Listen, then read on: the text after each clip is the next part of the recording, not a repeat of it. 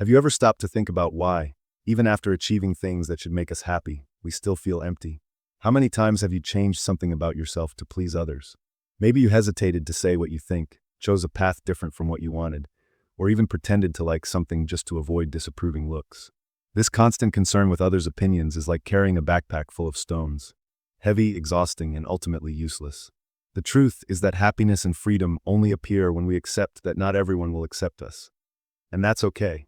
Having the courage to be rejected is liberating because it gives us the chance to live authentically, guided by what truly matters to us. And that's when we begin to understand that our emotions and behaviors are not defined by external factors, but by the goals and choices we make.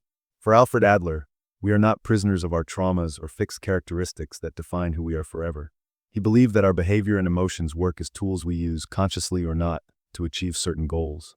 Think of someone who apparently is always seeking conflict. It might be that deep down, this person is trying to reaffirm their position or protect something they value. On the other hand, someone who avoids confrontation at all costs might be seeking acceptance or harmony at all times. This perspective challenges us to look beyond appearances and ask, what is the goal behind what I do or feel? This reflection opens space to explore how these goals shape our daily decisions, and more importantly, how we can redirect them towards something that brings us more fulfillment and less frustration. Our goals have a direct impact on the emotions we feel every day. Fear, for example, may be an attempt by our brain to protect us from something that threatens our objectives, while anxiety often arises as a warning that we are dealing with something important or uncertain. Imagine someone whose goal is to build a successful career. This objective can generate both excitement and concern about failure or rejection. Similarly, our habits and lifestyle reflect these ongoing choices. A person who prioritizes health, for example, is likely to organize their routine to include exercise and balanced nutrition, while another who focuses on intellectual growth invests more time in reading or learning. Recognizing how our emotions and habits are connected to our goals helps us adjust them consciously, but it also raises an important question. How can we know if these goals are truly taking us where we want to be? Our past experiences, even the most painful ones, do not have to define who we are or where we will go.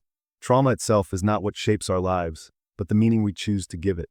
It's like two travelers who face the same storm. One may use it as motivation to prepare better in the future, while the other may see it as a reason to never leave home again. This difference lies in how we interpret and react to experiences. True happiness arises when we manage to leave the weight of the past behind, focusing on the present and the decisions we can control now. After all, it is in the present that we build the path to a lighter and more purposeful tomorrow. Constantly seeking approval from others may seem like a way to find security, but in reality, it is a trap that deprives us of freedom. When our actions are guided by others' expectations, we become prisoners of those opinions, putting aside what we truly want or need. Think of someone who changes their style, choices, or even values just to fit what others expect. In the end, this person might gain temporary approval, but loses connection with their true essence.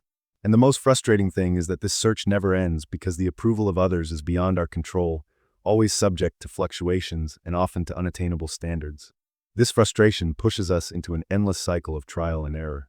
Deep down, the only validation that truly matters is our own. This leads us to reflect on how, by living in accordance with what is authentic to us, we can overcome these external expectations and truly begin to live with more peace. The constant search for validation in relationships can deeply harm our self-esteem and the quality of the connections we form. When we are focused on being approved by others, we begin to see people more as competitors than as companions. This creates an environment of fear, where others' success feels threatening and their victories become reasons for insecurity. Instead of celebrating the achievements around us, we isolate ourselves in an internal struggle, making it difficult to form genuine, deep relationships. Furthermore, this cycle of seeking approval can lead to self-sabotage, where we believe we are not good enough or do not deserve success, creating limiting beliefs that prevent us from reaching our true potential. This dynamic takes us further from the person we are and places us on a path of constant comparison. True happiness does not come from pleasing others or seeking recognition, but from the positive impact we make in the lives of those around us. Imagine someone who dedicates their time to helping others without expecting anything in return, whether through volunteering, mentoring, or simply offering a word of support. The feeling that we are making a difference brings a natural self-confidence, an inner peace that nothing external can replace.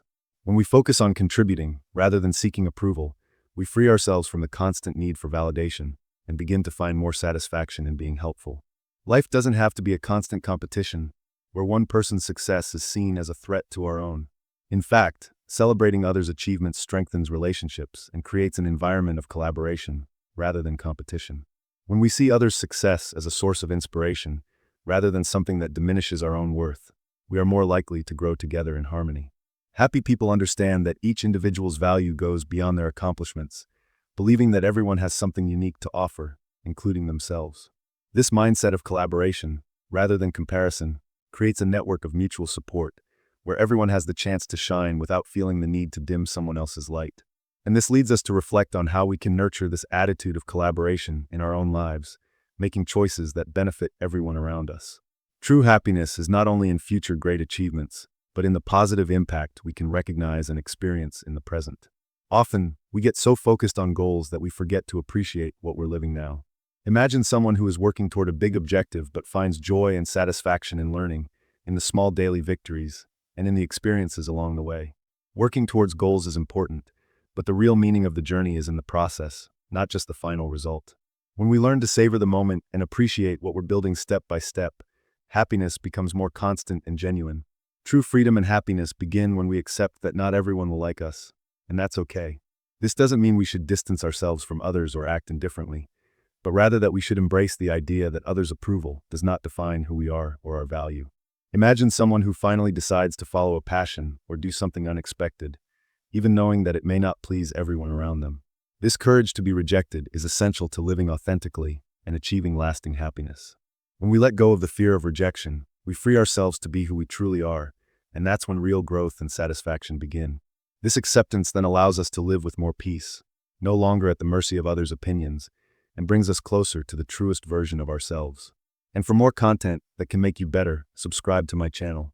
Thank you for watching, and see you next time.